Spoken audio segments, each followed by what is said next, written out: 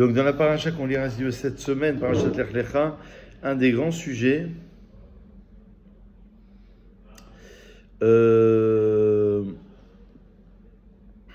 qui dit la chose suivante.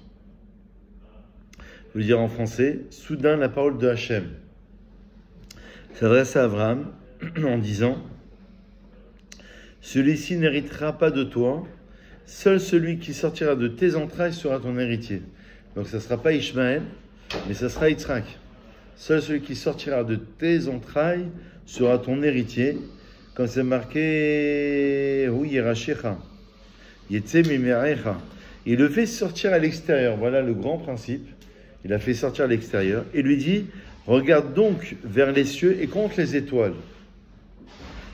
Ou Sfor Akochavim, Im Tochal Isporotam, si tu peux les compter. Et il lui dit: ainsi sera ta postérité. Il eut en foi en Hachem et il ne lui compta comme une vertu. Voilà ce qui est indiqué ici dans cette paracha, qui est quand même très très intéressant. Donc là, on a le passage de la nomination d'Yitzhak et non pas d'Ishmaël. Seul celui qui sortira de tes entrailles sera considéré comme étant ta postérité.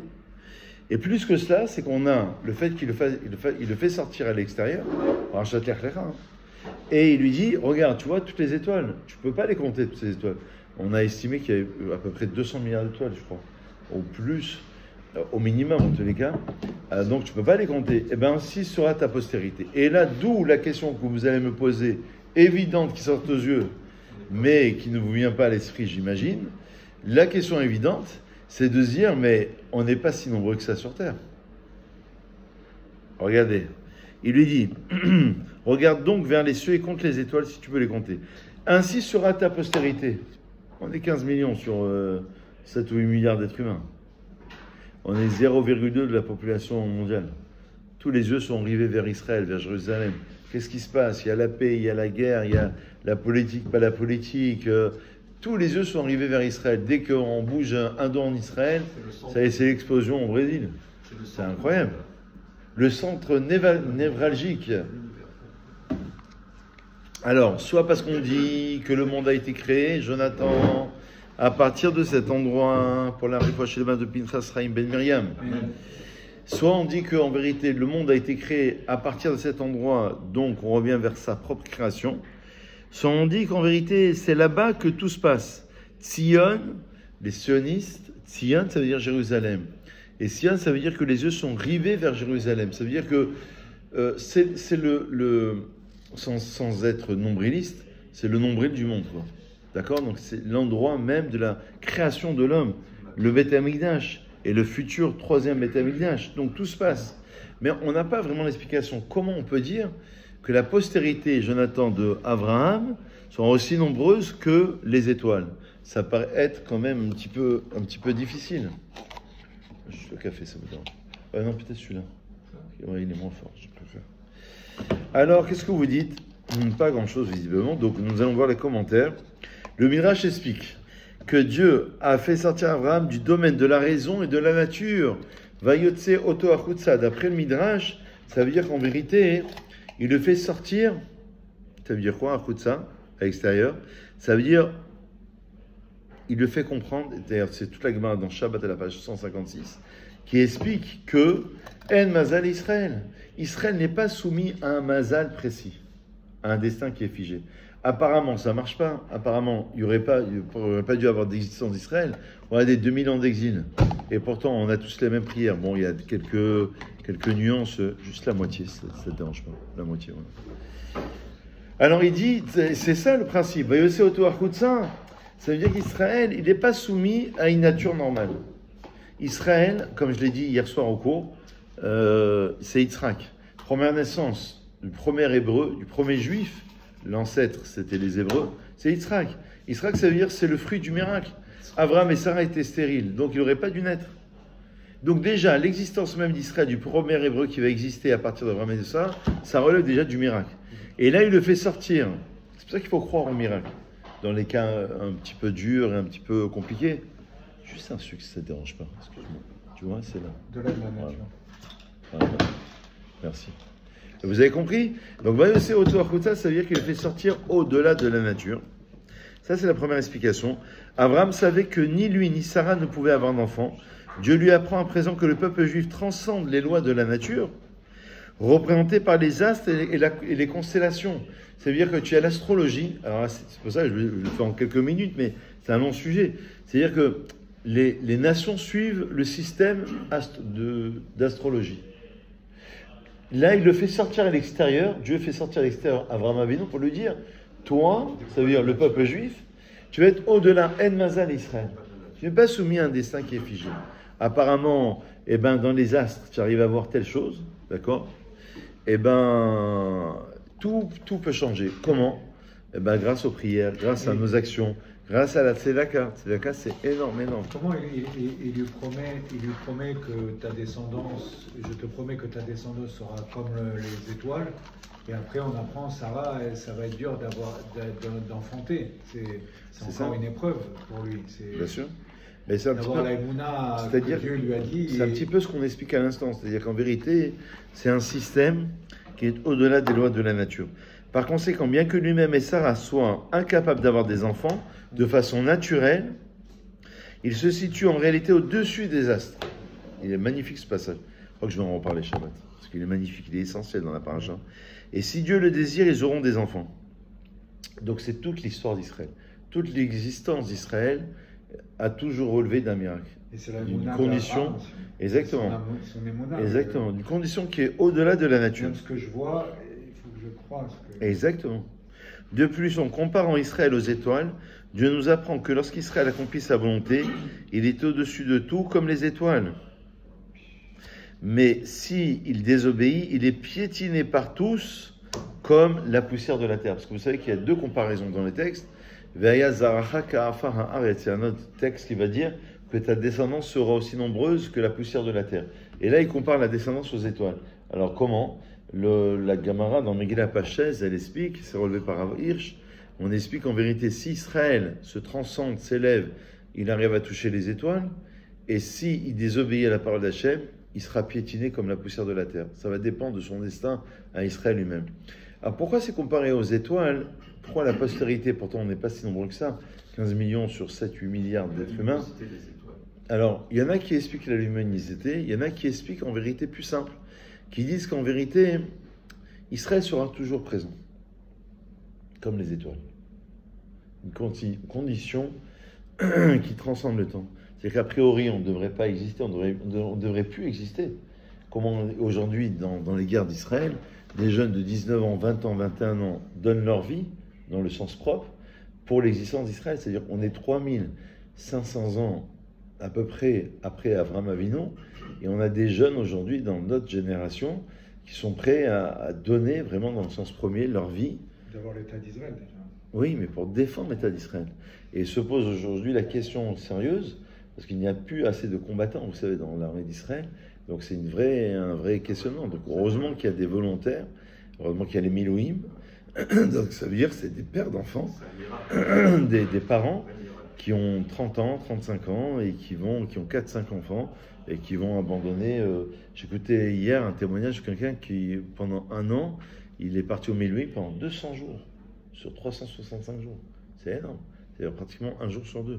Plus qu'un jour sur 2. Plus qu'un jour sur 2, c'est énorme. C'est base de volontariat? Non, c'est encore autre chose. Là c'est carrément ceux qui sont appelés. Ils sont obligés. Ils vont aller sur le front. Enfin, les Milouim, oui, parce que c'est... En tous les cas, ici, ce qu'on veut dire, ce qu'on veut expliquer, c'est que c'est l'éternité d'Israël, comparée aux étoiles. Il y en a qui expliquent que Israël est comparé aux étoiles, justement par rapport à ce qu'on a dit aussi, parce que ça montre la grandeur, ça montre ce qui est au-delà de la nature, comme on l'a expliqué à l'instant. Alors, il a eu foi en l'Éternel, donc c'est vraiment la Emouna qui est relevée encore une fois ici, Ve'emin Bachem, et Dieu lui a considéré comme étant une tzedaka. Ça veut dire quoi? D'après Rachid, Dieu a considéré la foi d'Abraham comme un acte de piété. Donc il a eu foi. Le Ramban Nachmani comprend la foi d'Abraham s'était déjà affirmée si clairement et si souvent auparavant que sa foi présente en la promesse de Dieu n'avait rien de remarquable. En fait, il explique que c'est Abraham qui a considéré la promesse de Dieu de lui donner un enfant comme une manifestation de bonté profonde, car Dieu a formulé cette promesse de façon inconditionnelle, sans tenir compte du mérite du futur d'Abraham. C'est-à-dire que ça ne dépendrait plus du mérite futur d'Abraham, c'est que ça va dépendre uniquement de cette promesse qu'il a faite. Il lui a fait la promesse, et donc c'est ça, Vehemin Bachem, il a eu la Emouna en Hachem. C'est pas évident, parce que là, on est au tout début de l'histoire. Nous, on arrive 3500 ans après. Donc on a déjà un peuple, une nation, une terre, etc. Mais là, c'est le début de l'histoire. Il fallait avoir quand même cette Emouna, cette croyance. C'était pas évident. En plus, il était âgé à ce moment-là encore. Exactement. D'où il venait, lui, Exactement. avec les idoles et tout. Oui, bien sûr. Mais ils étaient âgés, bien sûr. C'est tout le miracle. Tout le miracle, c'est parce qu'ils étaient âgés. Donc voilà, pour donner un petit peu de consistance. Et ensuite, dans la suite de la paracha, vous avez encore 5 minutes et on conclut. Il y a le gâteau, hein, si vous, ceux qui en font un petit peu, il y a le gâteau. Là. Alors, ensuite, il le fait sortir à l'extérieur et il lui dit de prendre des sacrifices. La 6e montée de la paracha. Prends-moi 3 génisses, 3 chèvres, 3 béliers, une tourterelle, une jeune colombe, etc. Bon, il y a toute une procédure, il va les couper par le milieu. Tout ça, c'est expliqué en détail, hein, chaque détail. Mais les oiseaux, il ne les divisa pas. Ça aussi, il faudrait comprendre pourquoi. En tous les cas, des oiseaux de proie sont descendus sur les dépouilles et Abraham les chassa. Alors que le soleil allait se coucher. C'est incroyable. Une profonde torpeur s'abattit sur Abraham. C'est la description, je vous dis directement le sens du Midrash, des 4 exils qui sont annoncés à Abraham Avinu. Les 4 exils, ils sont relevés dans Bereshit. Quand Dieu a créé le monde, c'est marqué que le monde était tohu bohu, obscurité à la surface de l'abîme. 4 expressions pour signifier qu'il y aura 4 exils. Dans notre histoire, la fin du 4e, c'est Édom, c'est Ishmaël, qu'on vit actuellement. Et c'est annoncé à Abraham Avinu. Ça, c'est les morceaux, c'est la mise des morceaux. Exactement. L'alliance entre les morceaux. Exactement, ça s'appelle la promesse de la terre. Est-ce qu'on a finalement fini par comprendre qu'est-ce que c'est que l'alliance des morceaux? Alors justement. Alors là il lui explique qu'il a eu une angoisse, une obscurité profonde, donc lorsque le soleil allait se coucher, on parle d'Abraham Avinu, et s'est abattu sur lui. Ça fait allusion aux 4... donc la torpeur, pardon, c'est le d'après Midrash, c'est déjà une allusion. Donc l'angoisse représente la Babylonie. Donc Abraham Avinu, il a une vision. L'angoisse, c'est la Babylonie. Lorsqu'il ressent une obscurité, ça fait allusion à la Perse et la Médie. Donc là, la Perse, c'est plutôt la fête de Purim, avant la reconstruction du 2e temple. La Babylonie, c'est le 1er temple. La profonde obscurité, c'est la Grèce. C'est Hanouka, bravo. C'est pendant le 2e temple. Et ensuite, c'est abattu sur lui, évoque le dur exil actuel, inauguré par Rome. Et évidemment, sur lui, ça fait allusion à Ishmaël, qu'on vit actuellement. Donc ça, c'est la lecture du Ramban. Ramban, il explique comme ça. Dieu avertit donc Abraham qu'Israël pourrait être asservi et exilé par ces 4 puissances, mais que cela se produira seulement si Israël a fauté. Donc il y a un potentiel possible de passer par ces 4 exils. Dans cette description, il lui annonce aussi les 400 ans d'esclavage égyptien.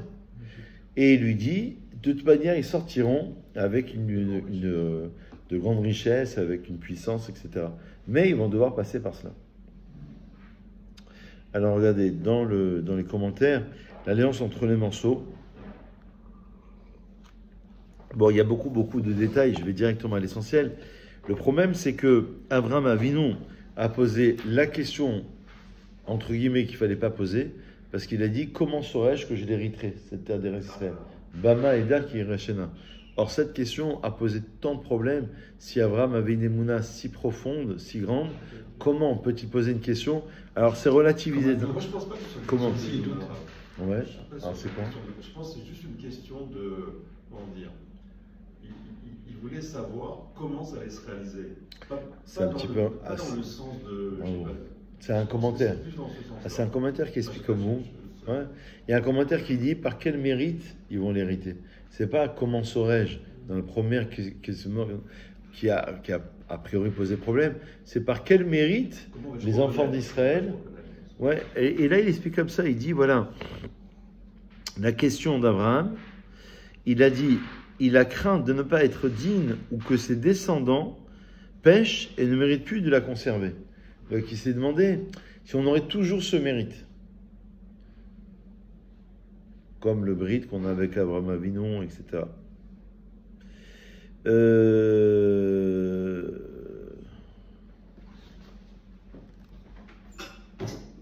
Donc c'est là où il lui dit, bah, tu vas prendre les animaux, afin de sceller une alliance et de lui conférer un statut de promesse irrévocable. C'est-à-dire qu'on va prendre les animaux, d'après le sport. C'est un corban. C'est une forme de corban. Pour faire un... Pour sceller, exactement. Alors, bien que le mérite des patriarches puisse se dissiper au cours des générations, une alliance est par définition irrévocable. Donc c'est une alliance. On fait un corban, une forme de corban, de sacrifice. D'après le Sforno, ça veut dire c'est une alliance qui est contractée. Ça y est, même parce qu'Abraham il a eu peur. Il a dit oui, mais si Israël pêche, si on n'est plus digne, est-ce qu'on aura le mérite d'avoir un reste Israël? Bah, Maïda, qui est Rachena. Il lui dit non, si on conclut une alliance, c'est que c'est conclu, ça y est, c'est fini, c'est fait. Abraham a coupé les animaux en deux parties. Au sens simple, cette façon de procéder, passer entre les morceaux, ainsi découpés, constituait la procédure rituelle pour conclure une alliance. C'était à l'époque, c'était comme ça, vraiment conclure une alliance. Après, il y a eu la Brit Mila après pour l'alliance. Ça n'a rien à voir. C'est autre chose. C'est autre chose. Là, on parle de l'alliance avec tout le peuple d'Israël. Pour l'héritage de la terre. C'est différent. La Mila, on peut le rapprocher, mais c'est un autre passage. Abraham n'a pas coupé les morceaux, les oiseaux, parce que les oiseaux offerts en sacrifice ne sont pas coupés en morceaux, d'après le Ramban. Les oiseaux offerts en sacrifice, on les coupe pas en morceaux. De plus, ces oiseaux symbolisent le peuple d'Israël. C'est pourquoi Abraham les a laissés intacts, soulignant qu'Israël subsistera éternellement. Donc, les oiseaux, c'est la protection. Les animaux, c'est ceux qu'on va découper, qui représentent peut-être les exils aussi. En tout cas, une alliance qui est contractée, et non pas sur les oiseaux. Voilà, voilà quelques idées. Passez un très bon Shabbat, Shabbat Shalom.